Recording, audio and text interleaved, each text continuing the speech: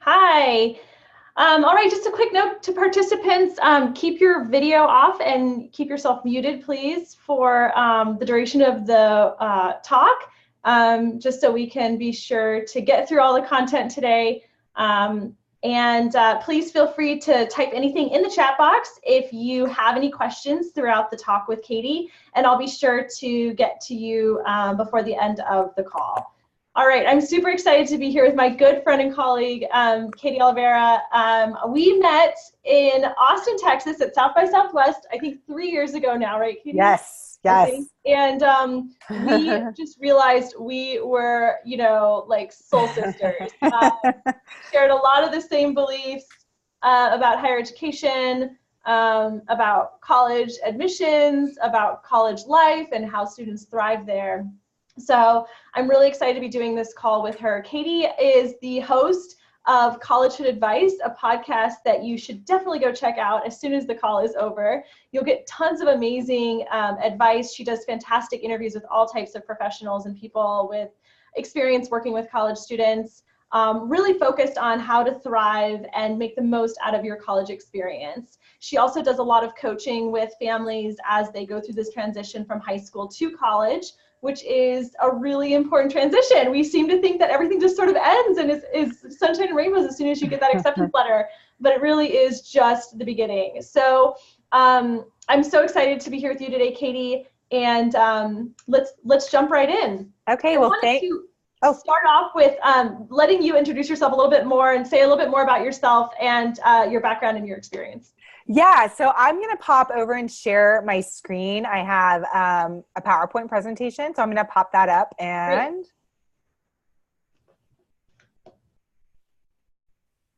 let me make sure I'm sharing it. And then let me play here. Okay, so hi, I'm Katy. Thanks so much, Alex, for the lovely introduction. I've been a higher ed professional for over 15 years. So I started my career as an academic advisor, actually at the University of Houston in Houston, Texas, which is a big, giant state university. I've also worked as a college level instructor. So I currently actually teach American history and American social problems. And I have many years experience teaching transition to college classes for freshmen on how to be successful, how to pick your major, and also for students who maybe didn't perform well academically, how to get back on track with their academics if they go on academic probation in a certain semester. So I've worked at the university level with students, coaching, advising, and guiding them for nearly 15 years. And 2 years ago, I've continued my work as a teacher, but I decided to start Collegehood Advice to broaden access to really high quality support during college. Universities have lots of really great resources that students should absolutely take advantage of, and I'm going to share some of those today, but they have limited resources. And they have office hours that are in a traditional 8 to 5, which can be really hard for students to access. And so the idea is to provide resources and support that students can access from their phone, from their computer, from their earbuds, that work on their schedule when they have questions that's of high quality coming from professionals. And so I host the Collegehood Advice podcast. I also have online resources and online membership to both free and paid support to help students get the skills that they need and to get high quality professional academic advice and support to help them through college. Because even the student who is highly qualified and performed really well in high school will hit some bumps in college and have challenges and have to kind of learn how to play chess rather than playing checkers that they played during their high school experience. I love that. And Katy, we'll have a page at the end of this presentation for all of you to see how to contact Katy. You'll also, if you're watching a recording of this, you'll get the recording as well as the handout that I sent to everyone who registered for the webinar before the meeting started. And then we'll also include some contact links for Katy, email, website, and a reminder of how to get to that podcast, Collegehood Advice. Yes, and some of that information is also on the handout that I provided too. Perfect. So I'll just give an overview of what you can expect from this presentation. Does that work, Alex? Perfect. That sounds great. So I thought what might be most beneficial is to kind of give a sort of a bird's eye view of what to expect from now all the way through the first semester. And it's broken up into really 3 phases. So sort of connecting virtually with your university that you're going to be going to, what to expect and how to make the most of your time at your school's orientation, and then what to expect from a perspective of sort of the emotional roller coaster of the first year, and some resources to help you kind of navigate that transition that happens within the first year of college. So, you know, you're in college. I think there is like the long marathon to even get into college. You're applying, you're doing all these things to put on your application, and you're like, now what? I'm in, now what? And I think that the idea is like, I need to take a breather, I need to take a break. And you do, but you also have to start preparing and shifting gears and shifting your mind towards going to college. And so that's what I hope to help you with today. So first I want to say congratulations, because you're going to college, or you're planning and practicing going to college, because I know that there are some juniors who registered for this as well, and you're on to the next phase, or you will be very soon. And so what now? So I think the most important thing is to start to communicate and connect with your university, which can seem kind of odd because you're still in the throes of high school. You're trying to graduate, you're trying to get ready for prom, you're trying to think about your spring break trip. All these other amazing, really fun things are happening, but your university is going to start to communicate with you in a couple of different ways. So the first thing that I highly recommend you do is start to check your university email regularly. Katy, I have to say, this is the part that you think is so simple, but I can tell you during Christmas break, a lot of emails are coming in at students because they've submitted their apps, they're wiping their hands clean, and they're just like, okay, I'm done, I'm gonna go have fun. And you want to do that so desperately, but these really important emails start coming in and they go missed. Yes. And then, you know, what's so crazy is like, they might send you a link that expires in a number of days. And so this is a huge one that you'd think would be so easy, but it really, it goes missed. Yeah, and it's hard, right? Because universities will text you about some things, but there's so much information that universities won't text. And the other thing is, most of your communication with the university up until this point has been with an admissions office. And the admissions office will communicate with students and parents. Right? They're emailing the high school email and they're emailing the parent email. But once you're admitted to the university, there's actually a shift. Some universities are really good about spelling this out. Some universities aren't. And they start to email other offices that are not admissions, will start to email your official school email, and they will only email the student, because a little something called FERPA sets in, which is the federal law that requires the university to treat the student like an adult regardless of age. And so the university will start to shift to only communicating with the student. And so advising offices, residence life offices, interesting programs will start to solely email the student.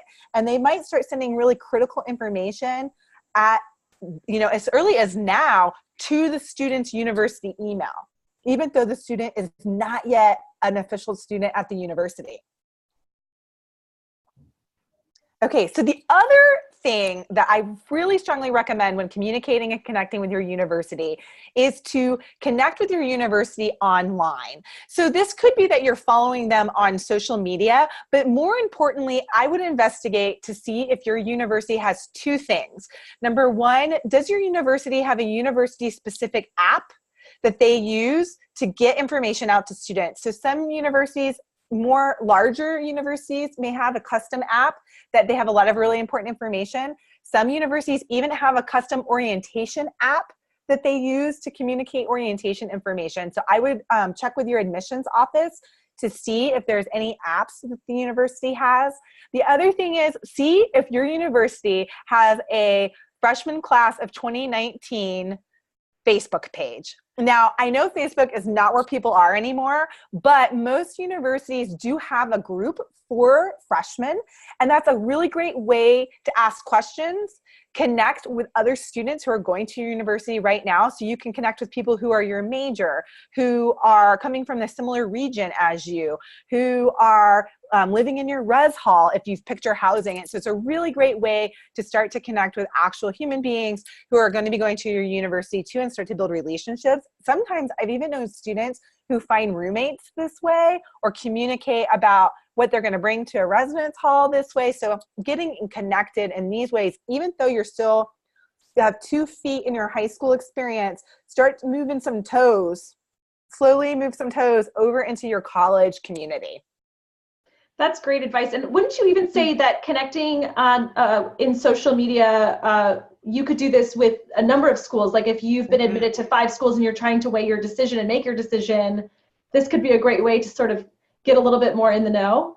Absolutely. And if you can start to see like how's the major, who are the humans that I'm going to be interacting with? Because I think sometimes we make our decisions about going to university based on I'll ask students all the time when they come into my office, oh, why did you choose to go here?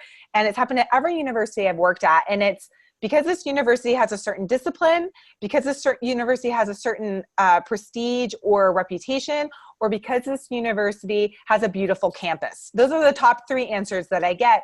But the truth is, it doesn't matter. Those 3 things don't matter if you don't fit in and the university isn't a match with you culturally, and you don't get along or fill your place. If you do not connect to university, it's going to be really difficult to be successful there. And so this is a really good way to start to see how well you connect with the community.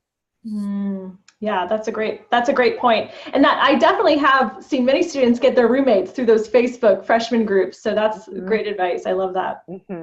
The third way you want to connect is and I'll talk more about orientation in a minute, but a lot of universities have gone to a 3-phase orientation system. Not all, but some universities have started to have the first phase of orientation actually start the moment the student is admitted in an online space. And so again, this is where checking your email and logging in to not your admissions account at a university, but your student account at a university. So they're actually different portals often.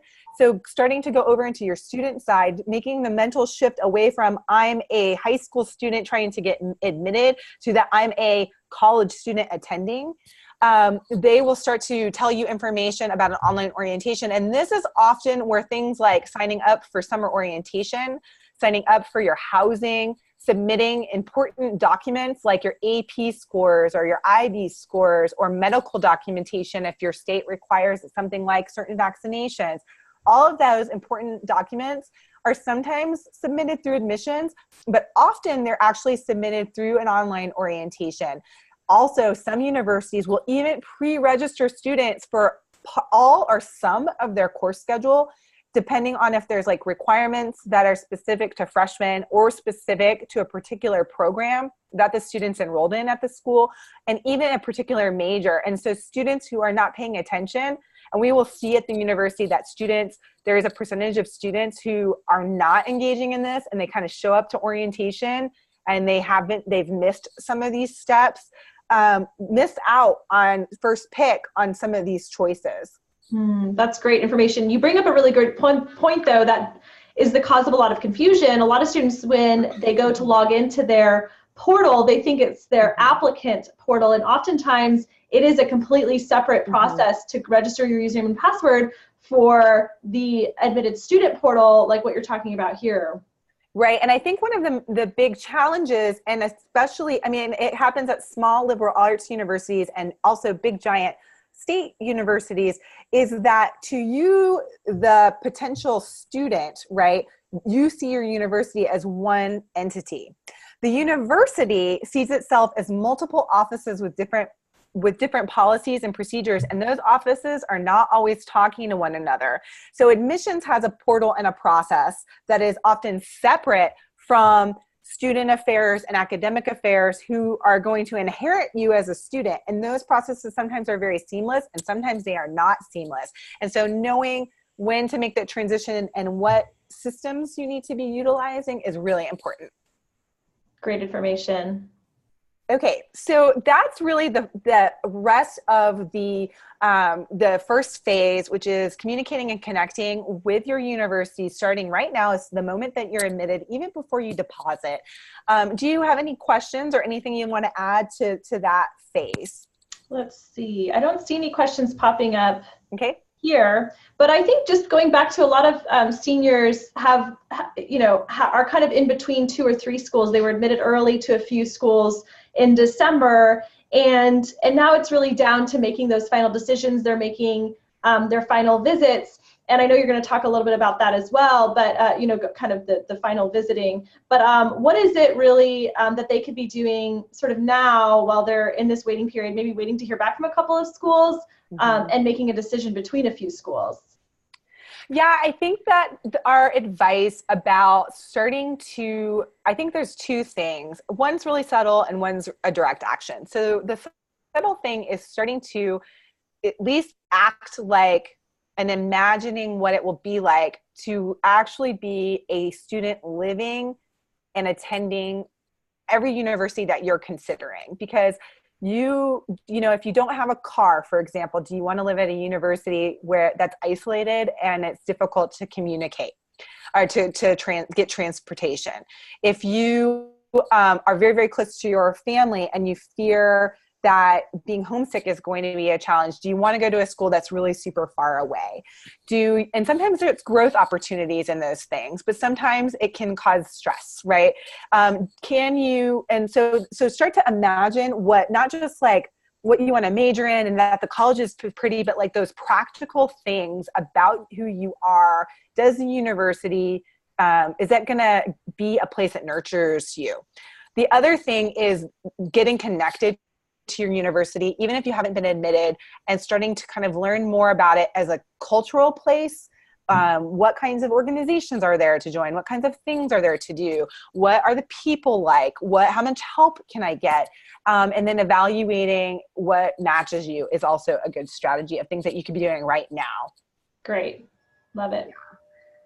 So let's talk a little bit more about that, because I think preparing for orientation is also important to this question. So I call this mission orientation, right? And there are really 3 things. Just a little bit about my relationship with orientation. At my university, I was in charge of the whole advising component of orientation, and I also worked together with a team of other people to actually create a university orientation from scratch and implement it. And so I already know that the objective of orientation at most universities is threefold for you, the student. It's one, you want to meet the humans that are going to be going there, not only students, but also faculty. 2, it's to get your courses. And 3, it's to start to familiarize yourself with the university. So that's your mission, is to do those 3 things. And so all 3 of those things are going to give you information about if a university is right for you. So it used to be that you deposited and then you went to the orientation for only the school that you were truly going to attend. That is shifted. Many people now deposit at multiple universities if they can sustain that financially, because we know that there's a financial burden there. And then they kind of go to different orientations or student visits to sort of assess these things, to get a feel for the university. And so I'm going to walk you through how to what you're sort of looking for in each of those categories. So first of all, orientation, nuts and bolts, just to kind of give you an overview from the universities. So those 3 things are your objectives. The university's objectives and things that are kind of common across orientations to know about are, 1, I've already mentioned that most universities have a multiple stage orientation. So it's usually an online orientation, a summer orientation that can either be 1 day or 2 days with an overnight stay, and then a welcome week kind of programming, like that welcome week programming that happens when the student moves in onto campus. Most universities now separate students and parents at orientation. So the moment you walk up, they're going to separate you. They're going to funnel students into one orientation and they're going to funnel parents into another orientation. And this is really surprising to many people because you're very uncomfortable. It's very uncomfortable for the student. But the idea behind this is to start to get the student to take responsibility for their experience at the school, because you are not going to be with them during class, and they're starting to do this to start to prepare the student for that transition. And they give you very similar information, but the student orientation is much more focused on community building and connecting to other students and starting to kind of get a feel for the social life on the campus, and sprinkle in academics and policies, where the parent programming is very policy heavy. The other thing is that more and more universities are incorporating an overnight stay into the orientation, also to help the student get a sense of it's a good fit for them and to get a taste of what it's like to go. Even if you're going to not live on campus, even if you're going to commute to the university will often want you to stay overnight for orientation. The other thing is, I think parents sometimes are preparing to, like, I want to go out to eat at this really cool restaurant. I want to go see this really cool, tourist site in the city. But usually orientation, the university has a lot of things they want to tell you. And there is wall-to-wall programming from 9 o'clock when you register, and for students until 11 or 12 o'clock at night. And then again the next day. And so just know that probably you're not going to have a large amount of time to spend, and you probably won't have an opportunity to actually take your student to dinner in the town where the orientation is. You're going to probably have your students going to have dinner at the university with other students attending the orientation. You also may need to bring some forms. The university is not going to talk to you or let you as a parent necessarily sign off. So in my advising offices, I will have students, I will ask a question about a course that they want to take, for example, and the student will say, let me text my mom. And I'm like, oh, no, you have to make that choice, because now they are starting to take responsibility for their university, and they're actually the client. Even though you, parent, may be paying for the tuition, the student is actually the client, and the student has to make the decisions. And so we have to ask, because of FERPA, the university has to ask the student these questions. And so some universities allow parents to join at course registration, but many actually don't, because they want the student to get used to talking to the staff member. So it's by design. It's not to exclude the parent. It's to start to prepare the student to build relationship with the university. That's all good stuff. It might be a good time to remind people too that deposits are not due until May 1st, and a lot of colleges will offer an admitted weekend, usually the first weekend in April. And that's another great time to go visit and experience the campus, either for a one day or an overnight, before needing to make a deposit. But that's interesting what you shared, Katie, about people making multiple deposits and going to multiple orientations. I hadn't yet heard of that. So an interesting strategy to kind of shop out a little bit more. Yes, and so what it does is that the universities are really trying to showcase their amenities and the experience of the student. And so that's part of the programming expansion, is so that students can get an immersed in the culture. It's, the university's objective is to get you to come there, right? But for you, this is a good thing, because the university is moving away from making it like, fill out this form, get these transactions done. And they're trying to make it fun and give you a taste of what life is actually going to be like at the university, and help you connect to the human beings that are there, which gives you an opportunity to really start to imagine what it's going to be like to be there. The tables have turned, right? I mean, so when you're applying, you're trying to impress the schools, and when you go to orientation, they're trying to impress you. So the ball is in your court. Yes, exactly. Yes, because there's actually... Yeah, a lot of students decide not to go to universities based on their experience at orientation. So it's a really important thing to kind of know that it's an opportunity to find out if it's a good fit. The admissions process is about the university figuring out if you're a good fit for them, and orientation is about you figuring out if the university is a good fit for you. Beautiful. So just a couple other things about orientation. So what you want to get out of it as a student. This is a beautiful picture of UT. And this is this spectacular art museum they have on campus called the Blanton. And so a lot of universities have really cool things like that, right? They have amazing museums. They have amazing facilities. And so getting to know campus is one of your objectives. So while you're at orientation, you'll usually have an opportunity to tour your residence hall. So people don't call them dorms anymore. Universities don't call them dorms anymore.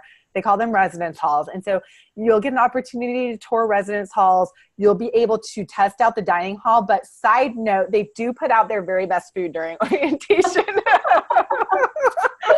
Just know that. Yeah, Yeah. So just know that you'll get to check out classrooms. So this also helps you to kind of get a sense of, what are the class sizes at this university? Am I going to be in a freshman cohort of 450 students, or am I going to be in a more intimate setting of 20 to 30 students? It gives you a chance to visit important offices. So getting to know where the advising office is, where the health and counseling office is, where where the financial aid office is, and talking to those people. And again, giving you a chance to sort of imagine your life on campus. So getting to know your campus and getting to kind of pay attention to its layout and how it is, and how comfortable you feel there is really important. Now, you're going to feel a little uncomfortable because it's orientation and everybody's a little bit awkward and nervous. Everyone, I don't care how cool they look. It's true for every single human, but it's a really great way to get to know your campus. The second thing is you will normally register for classes at this time.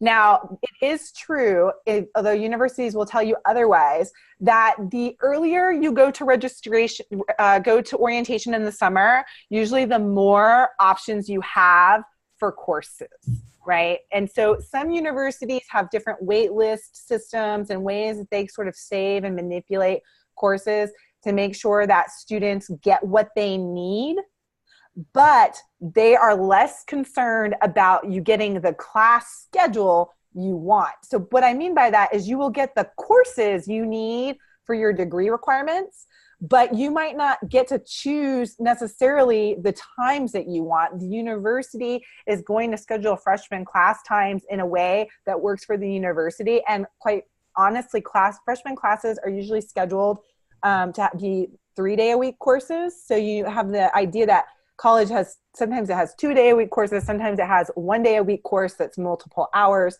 Most freshman courses are scheduled to be 3-day-a-week classes to help students start to transition. And students, I think, have this hopes to make this perfect schedule where they can have Mondays and Fridays off so they can travel home. And that's usually not possible because of how the university offers courses. There's also, depending on the degree requirements, sometimes there are freshman level courses that are required, and those are at certain times. And so you will meet with either a professional staff advisor, a student trained advisor, or a faculty advisor. You will meet, depends on how the university has structured its advising, you will meet with one of those kinds of human beings, and they will sit down and they will tell you what your degree requirements are, what your freshman course requirements are, and then they will make recommendations about what courses you should enroll in to stay on track in your degree requirements.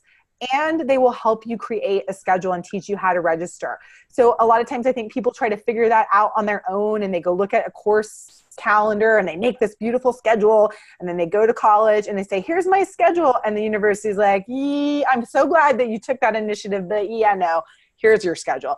And it's so good that you bring that up, because I have to say, I hear this all the time. Students kind of take it upon themselves to go create a course schedule for themselves before orientation. Are you finding that most colleges are still doing this face-to-face at orientation, or are they doing this sort of through a tutorial of some kind online? It depends on the school.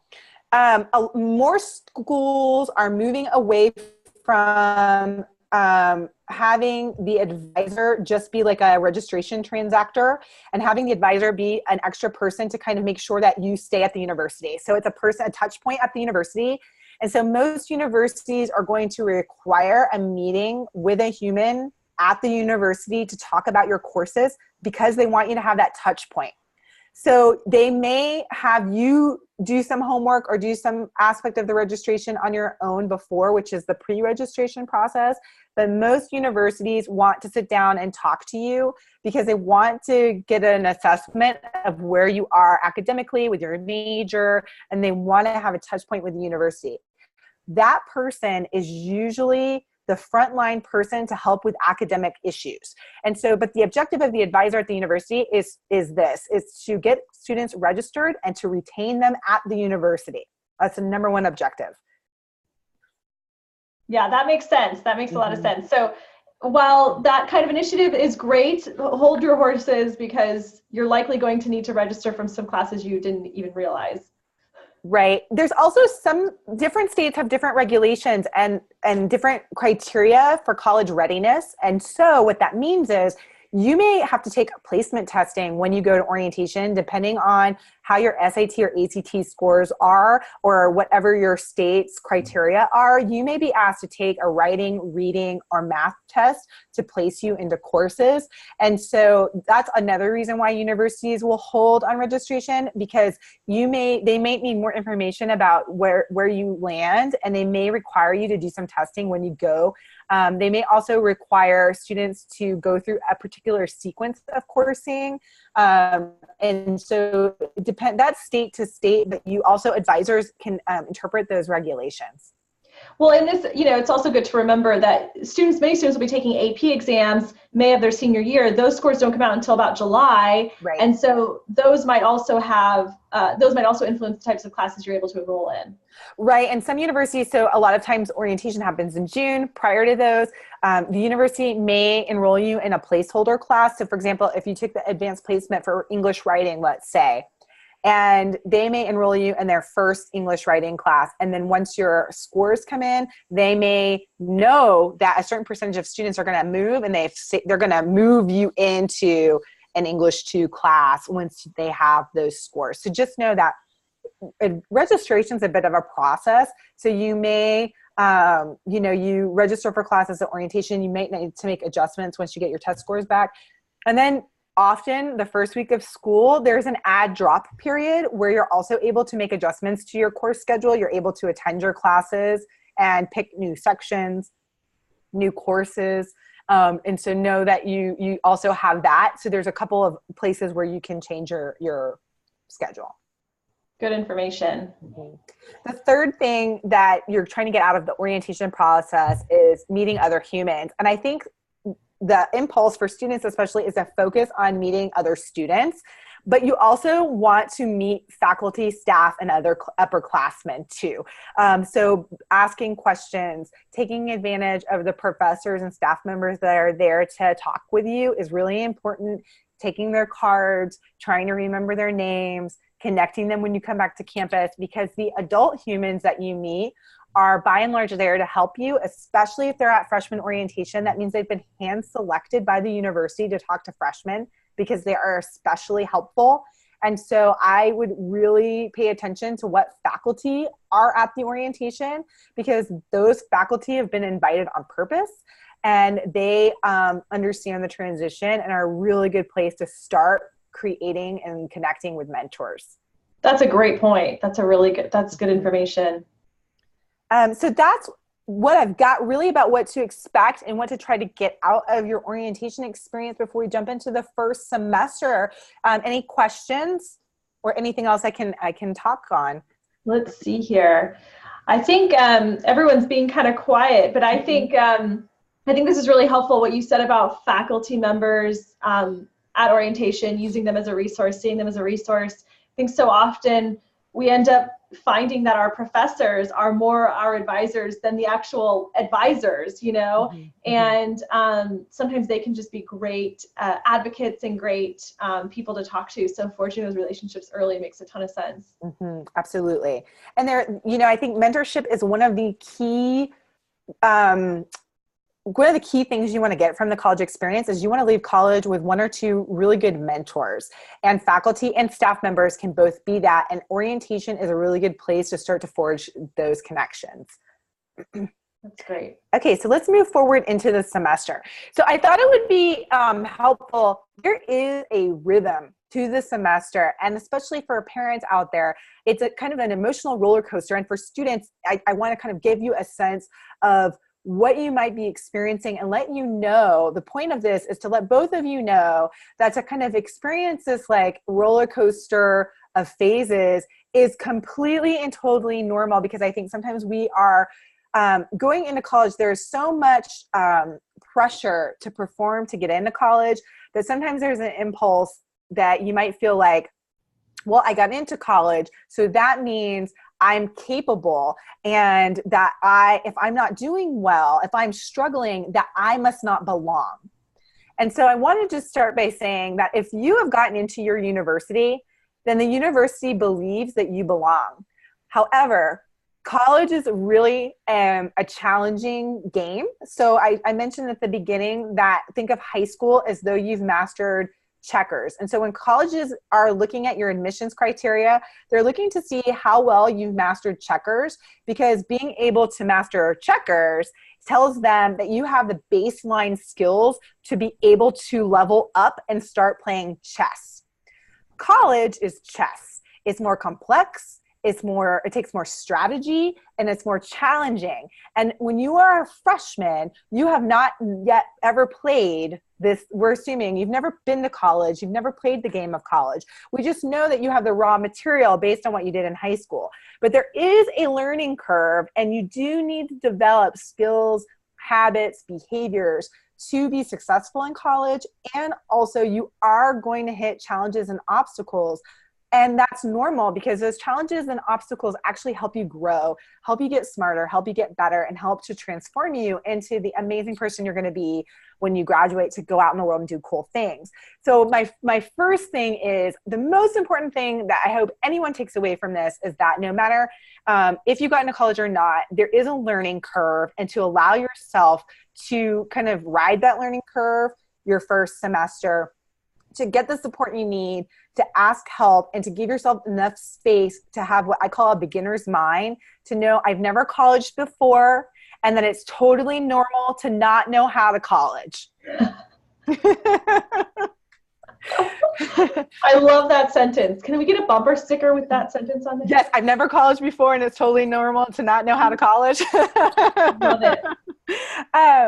So what to expect. So I've broken the semester up into 4 phases. And the first phase I lovingly call summer camp.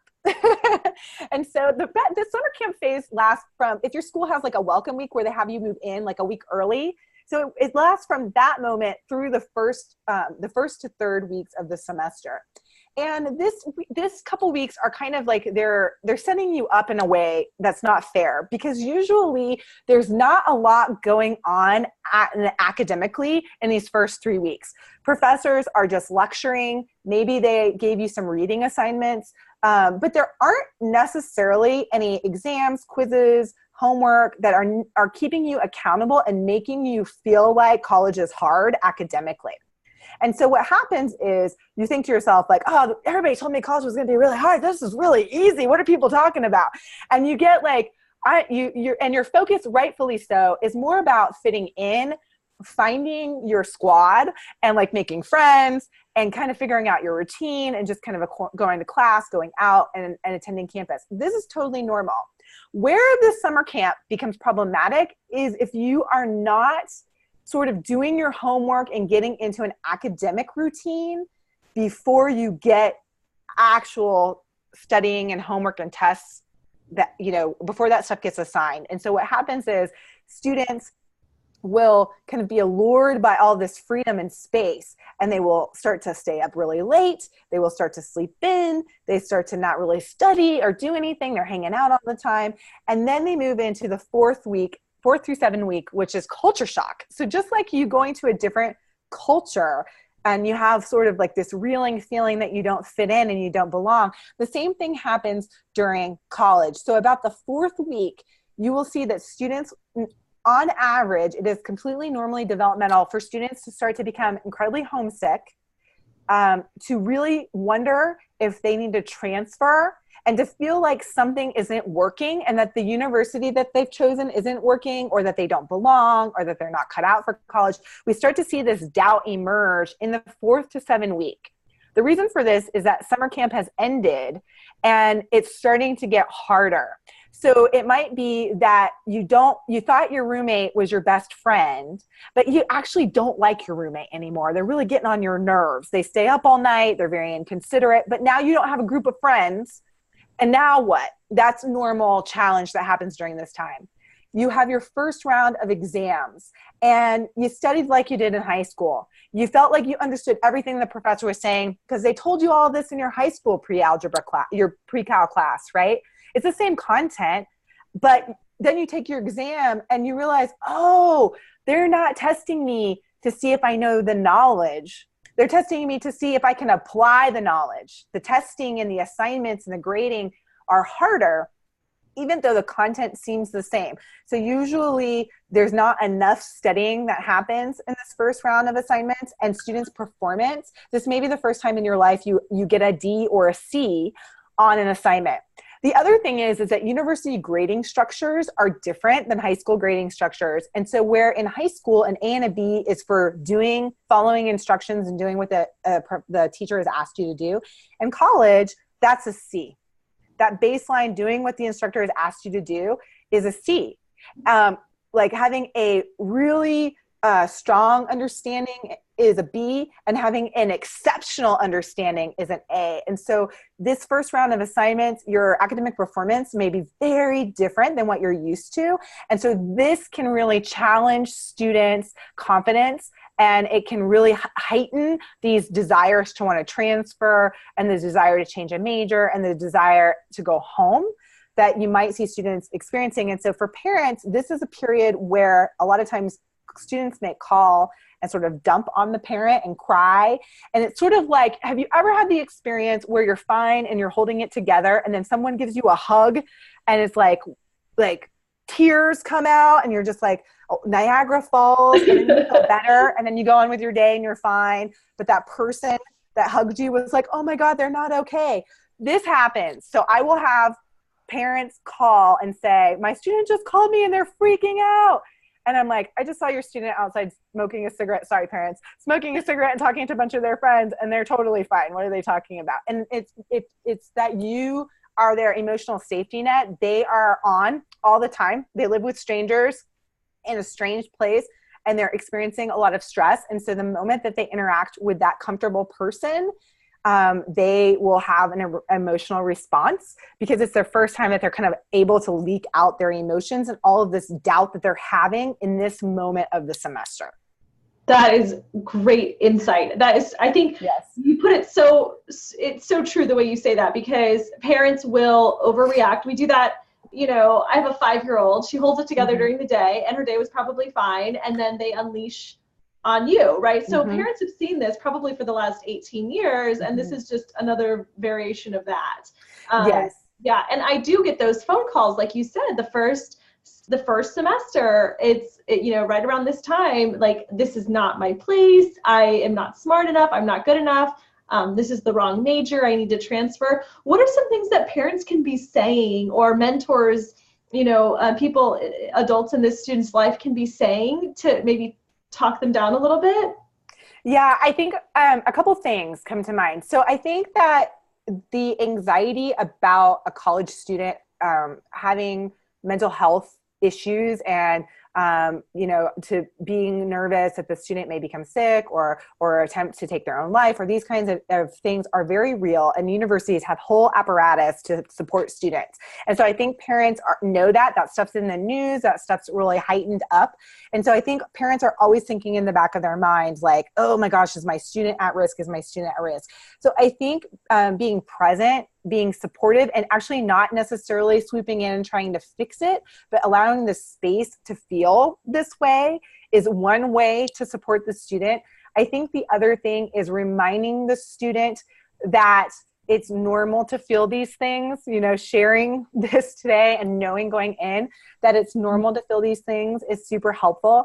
I think also going to the resources at the university, the health and counseling center, the academic advisor, the residence director or our residence assistant, and sharing that you're feeling these things and not feeling isolated and like you're the only student feeling them is really important, because I think that all the students are feeling it and they're all acting like they don't feel it. And so then they all feel isolated. And so I think this is going to pass. I encourage people not to make any decisions about their major or about staying at a university in this time. So I think it's important for parents not to just be like, I'm going to fix it. Let's pull you out. Come home for the weekend, right? That's the impulse. I'm going to come visit you. I think the right thing to do is to say, why don't you go out with some friends? why don't you go and try to get involved on the campus and see if you really like it? Like, try to get your student to sort of stick it out, and so that they can assess, is it that they are experiencing culture shock, or is it that the university is not a good fit? And so at this moment, this is not the moment to make that call, because they're making that decision because it's harder than they hoped or thought it was going to be, and because it's uncomfortable. And so you got to push through this little discomfort and get on the other side before you make any decisions. Yeah, that's great advice. Wait till more time has passed, you have more information, and then make the call. I also noticed this is about when, sometimes students will go home maybe for the first weekend trip or something like this, and they'll talk to their friends. Maybe a lot of their friends are going to the local state university and they're going out of state, and they start to kind of have this feeling of missing out on their old high school friends dynamic, and maybe those friends are still together, going to school together, and they're not, Yeah, and I think friendship is really hard in this particular moment of the semester. So one thing is that any of those sort of, I call them friends of convenience. So my roommate, my suite mates, that one kid who happened to sit next to me in my English class, that kid who was in my orientation group who was my friend, those are all friends of convenience. So those are all the people who they became your friends because you happened to randomly be put next to them somewhere. But those are not actually how friendships are made. So two things I say to students who come in and they're like, I don't have any friends. And I say, well, who were your friends? My roommate, and I don't really like her. Well, okay, let's think about that. How long did it take you to build the friendships of all your friends at home? Many years, right? 4 years, 12 years, 18 years.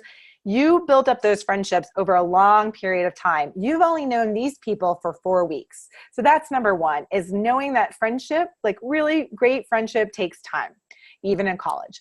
Number two is to encourage your student to make friends, not with the people who are closest to them, not with friends of convenience and proximity, but with people who are doing the things they want to study and like to do. So universities are so quirky, and there's so many clubs and so many ways to be your truest self and not have to be cool or fit into a clique, but to actually find the people who geek out on what you geek out. I tell students that instead of picking your friends because of where you live in a residence hall, go and join a club that you want to join because you think it's interesting, and you will find your people there.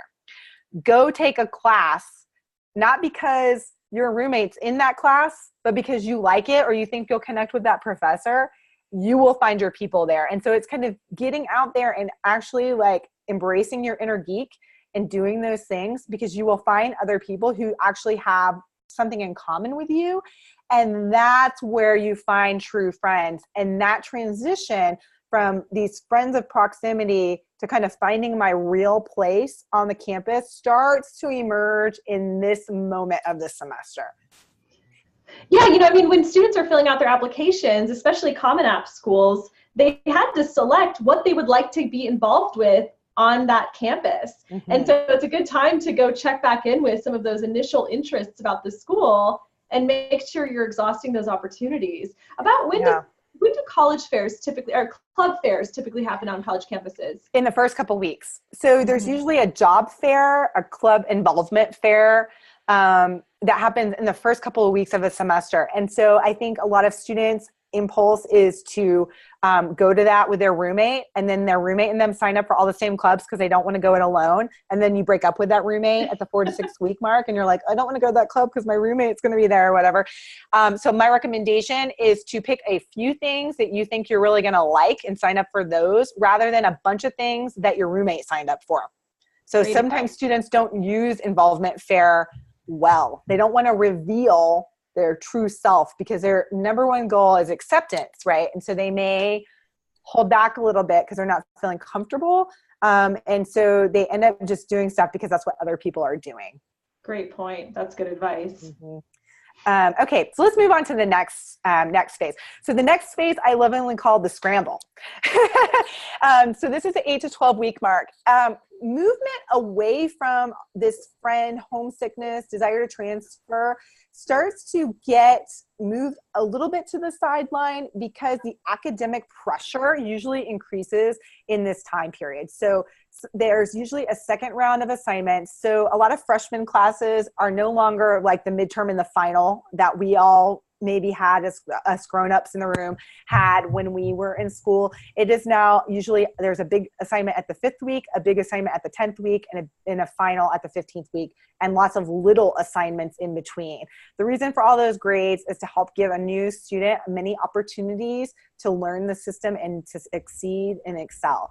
And so the workload usually increases. There's pressure to increase performance because your first round of exams maybe didn't go well. Maybe you didn't have to study. A lot of times really strong students and smart students don't have to work that hard during high school.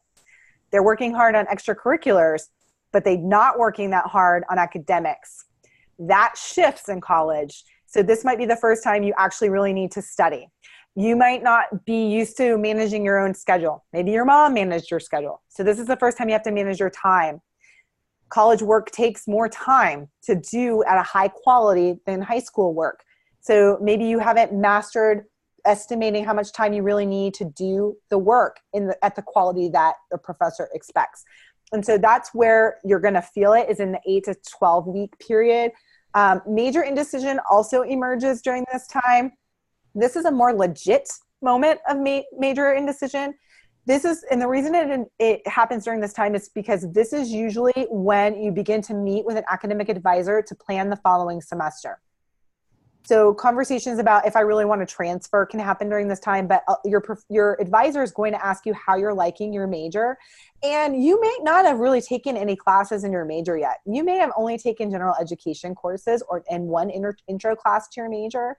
And so you might be having second thoughts about your major. It is very common. So estimates range between 70 and 80% of all college students change their major at some point during college.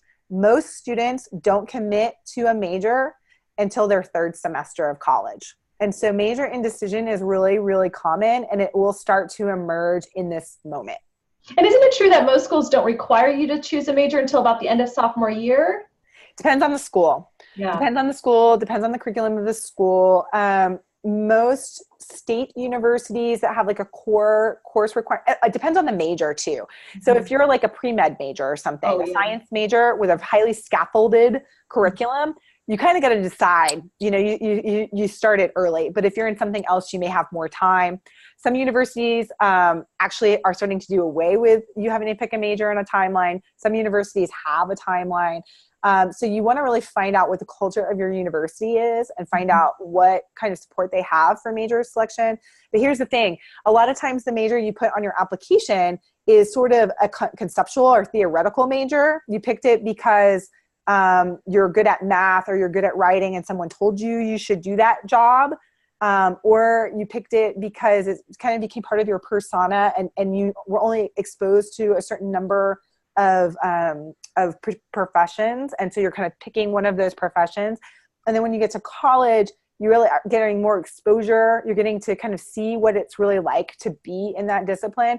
And also the disciplines are connecting to jobs less and less and less. And so that's a good thing because it gives you a lot more opportunity, but that's a bad thing because pathways are less clear cut. Mm-hmm. And so some of that questioning happens during this moment. The other thing is that you start to kind of step out of because you're feeling the pressure and the pinch of all of your academic requirements, you start to feel like you're missing out. And a lot of students will start to really struggle to prioritize their classes and their friendship making, because wanting to fit in and make friends is super important. And their academic performance will decline because they're going to pick not missing out over putting in the time it takes to do well academically. And those things are in conflict with one another. And that really is a fever pitch at this moment. Yeah, this might also be the time where you talk to your advisor and you realize you want to change majors. Some majors will be a seamless transition. Others will require an application. Perhaps, I think, engineering, nursing come to mind. They have such a strict sort of full course requirement, course load, that it's going to be harder. I remember I transferred colleges because my school got rid of my major, and so sometimes those things happen that you just can't control. But and some places you can seamlessly change majors. Some places you have to apply to get to them into the major. It just depends on the school. You have to have a GPA requirement. It just depends. Great. Yeah. Good information. And then the final phase is the 13 and 15 weeks. So this includes the finals week, and it gets serious. So sometimes you will have your student will come home for Thanksgiving break, and they will be pretty weary. And they will usually be doing a lot of homework. And so it won't feel like they're coming home for the summer or off in a high school break in the same way, where you were able to like really spend a lot of time with them. They're going to be used to living on their own. And having their own independence and their own rhythms. And so there could start to emerge during Thanksgiving, but also over Christmas break, a little bit of dissonance between their role as like the high school student who lives at my house and is my child, and their role as my college student who is becoming an independent adult. There's a big developmental shift in the first year of college towards becoming an independent adult. And your student may become more and more and more resistant to the rules that they had to adhere to when they lived with you. And so the Thanksgiving and then Christmas break are the first time that some of these tensions start to emerge. The student may also start to grow apart from their friends that are off at another college as they start to make college friends and their friend starts to make college friends, and they may start to blossom and develop into a slightly different person, which is part of why we're sending them to college. And they may find that they don't connect and fit in as well with their high school friends, and this can be really disconcerting to people too.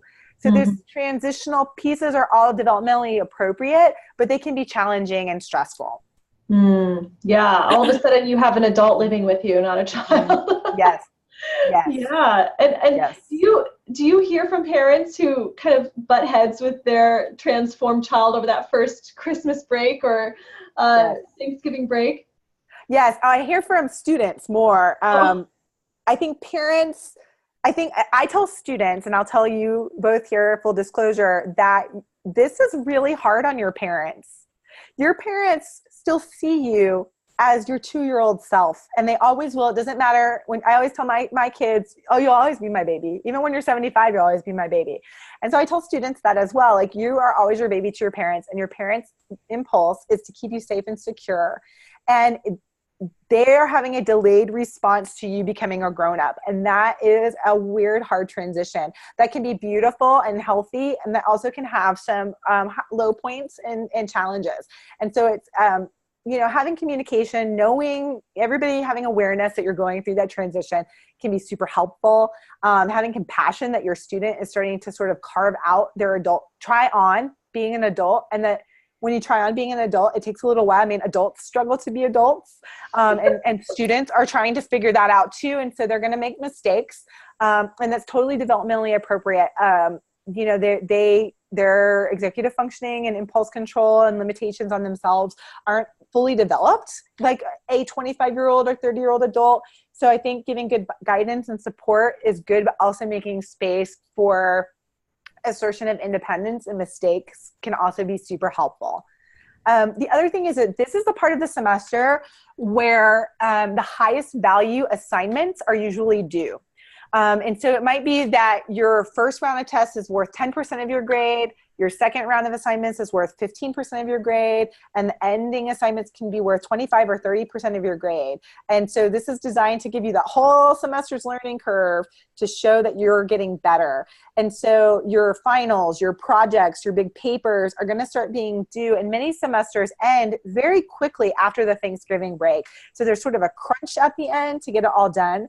This can be a high stress period. This can be a period where students get really sick. This is also the period where students drop out, withdraw, are hospitalized, maybe have mental health issues spike up if you are someone who has a history of that. So because of the stress and pressure of this period, but also because of the exhaustion and illness of this period, our mental health can be more fragile during this time. And so it's good to know that. It's good if you do have a history of mental or physical health issues, or if you have a learning difference of any kind, to make sure that you have the health providers. So connect with the university offices. So Student Disability Services is usually the office on campus that provides support to students who have mental, psychological, and learning difference conditions. And then also to, if you have a health issue, have a provider, not just the home doctor, especially if your child is going away to school, make sure you have a provider in the community. That when something pops up or a complication pops up, the student can get immediate support and treatment rather than having to travel home to get that support and treatment. Because often what will happen is the student is at a high level of need, especially during this point of the semester. That's a really important point. I know I've had that conversation with a few parents. We actually have eliminated colleges from a college list because we knew a provider wasn't going to be close by. So that's a really important point. I think a lot of times we sort of think that those challenges might end sort of with the transition from high school to college, and of course that's not the case. In fact, they might even be amplified depending on what it is once the student is on their own in college. So that's a really important point. Sure. And so that's really what you can expect from the first semester. So how can you help to smooth this transition, right? That's the question that you're thinking. So not all students experience all of these things, right? We're all different. Some of us are going to experience every single one of these things I mentioned. Some of us may only experience a few of them. It depends on who you are and how, you know, what your own experience is. But some ways to smooth this out are first to have a beginner's mind. And so what I mean by that, and I think this is super important for students, but also parents, is to know that, like I said before, you've never colleged before and you have to learn how to college. And to know that and go in with that helps you ask better questions, helps you be more willing to reveal when you're struggling and not to feel like you're isolated and alone and that you have to prove something or that you have to figure it out yourself. It also will help you to access the services and resources at a university or external services and resources to help you do the things you need to do to be successful in college. The other thing is learning to make sure that you keep in tight communication. Communication is tricky because your students' communication with you is going to change. It's going to go from talking to them every day. Same thing for you students. You're going to talk to your parents. You're going to see them. You're not going to come home and wake up in the morning and talk to them and then come home from school and talk to them. That's hard. That's really hard for people. It might be that you just text back and forth with them and you're missing each other's calls because your students in class or your students hanging out with friends. And so the frequency of in-person communication is going to decline, but you still can stay in really good communication and asking good questions about how things are going and being suspicious of fine, the answer fine, asking questions that don't allow them to say fine, right? So questions like, what are you learning in your classes? Tell me about assignments you are working on. What did you make on a test, but tell me how your professor is going to figure out what you've learned, right? So that they have to give you a comprehensive answer is really, really important. I think always parents telling your student, have you talked to your advisor? Have you talked to your professor? Have you talked to your residence director? Have you gone into the health and counseling center? So always referring your student to the services that are there to help support them is really, really important. And that will help encourage your student to ask for help and access those resources. There are so many on-campus resources. I gave Alex to share with you a handout that's the problem. So for academics, look for these offices on your campus. For wellness, look for these offices. For social, look for these offices. And for major, because those are the most common things that students struggle with. And then use high quality outside resources. There's services like Collegehood Advice to help you. And we can talk more about that in a minute. But I think that the biggest thing is to empower your student to grow and ask for help, but also to stay in communication and know that you're in a different time and that that's okay. Great information. And I'll be sending that handout again with the follow-up email with this recording link because it's very, very helpful. I can see parents and students really keeping a copy with that handy as they make this transition. So really the next step for a lot of parents and their students is possibly making that final decision if they're still vacillating between a few different colleges, maybe waiting back to hear from some more colleges. A lot of people are waiting on more financial aid information before they can make a decision. And then also that admitted student week, that's usually sometime in April, beginning of April, where these things are confirmed. And I would also just sort of point out, for a lot of my families, the finances are a deciding factor. And so really becoming a friend with the financial aid office and starting to have those conversations with financial aid now, I've definitely noticed year after year the parents who are sort of the squeaky wheels get the grease, and if they advocate for themselves and for their child and are really honest and transparent with their needs, they tend to have the most success in the financial aid department. So, and if you have a chance to visit the campus again, I would say go and talk to the financial aid office as well, to try to get that face-to-face time and get more the information you need. I think that's it for questions. Katie, do you have anything else you want to add? Yeah, I want to, if you're interested in connecting with me, there's a couple of ways that I can support your student too through the first semester. So the best thing to do is I have a podcast called Collegehood Advice. This is broad information, so it's a little bit of academic strategy and support. It's also a wide variety of professionals who work with students talking about everything from wellness to major to getting organized, how to take advantage of your experience during college and sort of get the most value from all your tuition dollars. I have a great episode where Alex comes on and talks about major, and you can get it anywhere that you can listen to podcasts. So Apple Podcasts, Google Podcasts, Spotify. You can also sign up for weekly email updates on my website, and we'll send it to your email, and you can listen to it through a web-based audio too if you want. The other thing is that I have a fantastic first year club, which is an online club for a membership for students. It's an annual membership. So you would get it for your whole first year of college. I do a monthly success seminar that covers something that the student needs to work on that month, bi-monthly. So twice a month, we'll have a coaching call where students can come on, ask questions, pose challenges. They get a private community of other students who are members and a resource library. And so that's either $25 a month if you pay as you go once it launches, or it's $225. You can buy a gift certificate if you're interested in that. And as a special offer, for coming to this or listening to this on the replay, I want to give you an offer code. So 15% off using the code RISING2019. And you can find out more at bit.ly/fantastic first year. I also have some free resources that if you're not ready to commit to the fantastic first year, that students can do to help them start off their first semester strong and know what first steps that they need to take in all of the things that we talked about today.